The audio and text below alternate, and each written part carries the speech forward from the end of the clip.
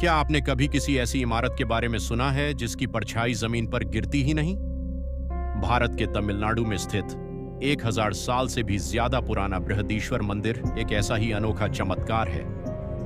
दोपहर के समय जब सूरज ठीक इसके ऊपर होता है, तब इस मंदिर के विशालकाय गुंबद यानी शिखर की परछाई जमीन पर ढूंढने से भी नहीं मिलती। सदियों से लोग इसे एक दैवीय चमत्कार मानते आए हैं, लेकिन क्या सच में यह कोई जादू है या फिर इसके पीछे छुपा है प्राचीन भारत का एक ऐसा बेहतरीन आर्किटेक्चरल रहस्य जिसने आज के आधुनिक विज्ञान को भी हैरान कर दिया है?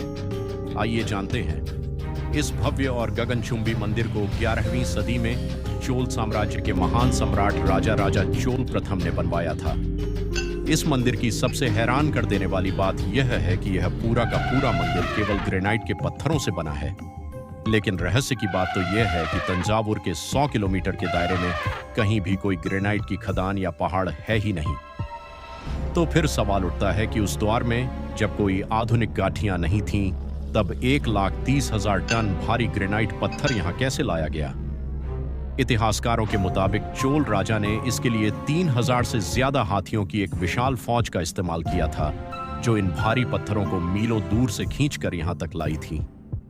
इस मंदिर की बनावट आज के इंजीनियर्स के लिए भी एक पहेली है। आपको जानकर हैरानी होगी कि इस विशाल मंदिर को जोड़ने के लिए किसी भी तरह के सीमेंट, गारे, चूने या केमिकल का इस्तेमाल नहीं किया गया है। यह पूरा मंदिर इंटरलॉकिंग टेक्नोलॉजी यानी एक तरह के पजल सिस्टम से बना है, जहां पत्थरों को खास खांचों में एक दूसरे के अंदर फंसाकर खड़ा किया गया है।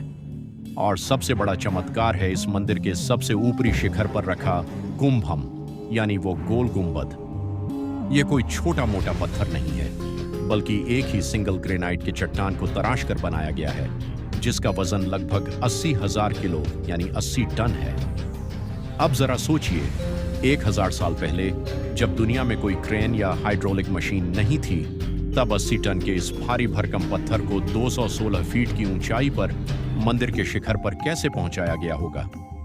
इसके पीछे चोल इंजीनियर्स का एक नायाब और जीनियस दिमाग था।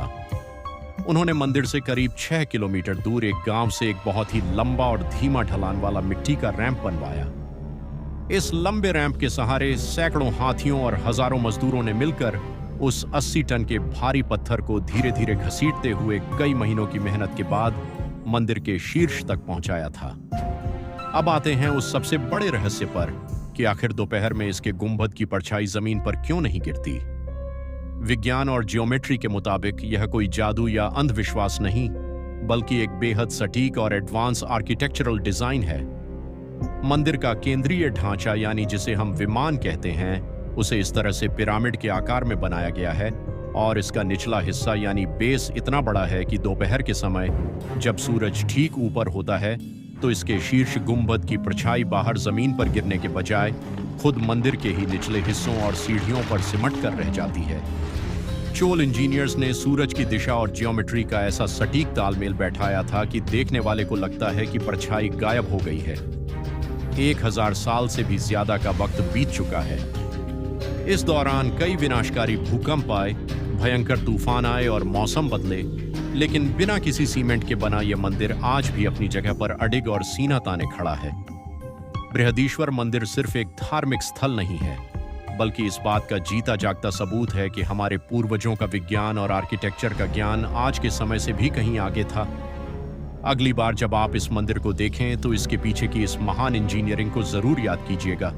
अगर आपको भारत के इस गौरवशाली इतिहास की जानकारी पसंद आई हो तो वीडियो को लाइक और चैनल को सब्सक्राइब जरूर करें। धन्यवाद।